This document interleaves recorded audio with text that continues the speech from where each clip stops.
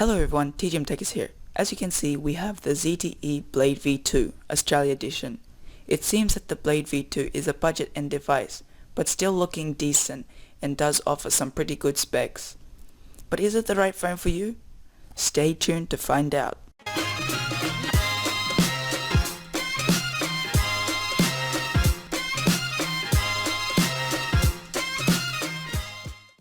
First things first, if you haven't seen the unboxing, I suggest that you pause this video and check out the unboxing. Anyway, starting off with the price, the Blade V2 retails for $200, but you can pick it up for $188 at Officeworks. To start off with the design, the Blade V2 has a removable, very shiny plastic which attracts a lot of fingerprints, just like glass does. Talking about glass, when the phone first arrived to me, I got fooled in thinking it was glass and not very shiny plastic.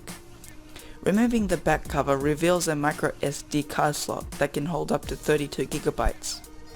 Also at the back we can find a speaker that can get muffled when placed on the table or playing games.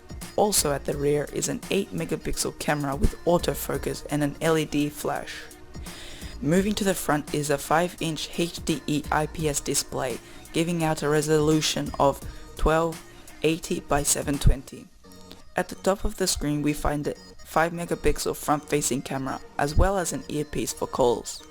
At the bottom of the screen we find 3 capacitive buttons that do light up in the dark, which is really handy. Along the phone we find a grey frame with silver trimmings, which kinda makes the phone just a little bit dull in my opinion. Heading to the top of the phone we find a 3.5mm headphone jack as well as a microphone. And at the bottom of the V2 we find another microphone as well as a micro USB charging port. Switching over to the right side we find a power and volume up rockers that are very nice to click. Heading over to the left side we find a dual nano SIM tray, with SIM 1 being 4G, 3G and 2G compatible and SIM 2, 2G compatible only. The phone itself feels a little hard to hold for long periods of time as the back is quite sharp. The phone also feels quite heavy, weighing in at 121 grams. The Blade V2 is 145.5mm high, 71mm wide, and 7.8mm thin.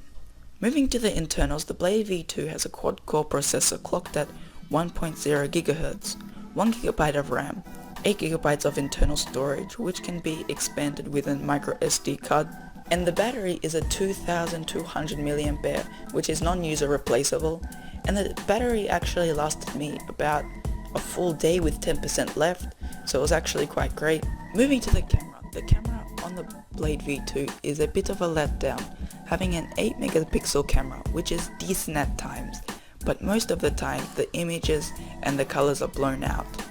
The Blade V2 also has a lot of different modes, like live photo mode, motion tracking mode, face beauty mode, panorama mode, and as well as multi-angle view mode. But I didn't find that I used any of those modes a lot. The camera samples will be on my website, so if you want to check them out, the website link will be in the description below. The 5 megapixel selfie camera does not give a very clear image, but will get the job done.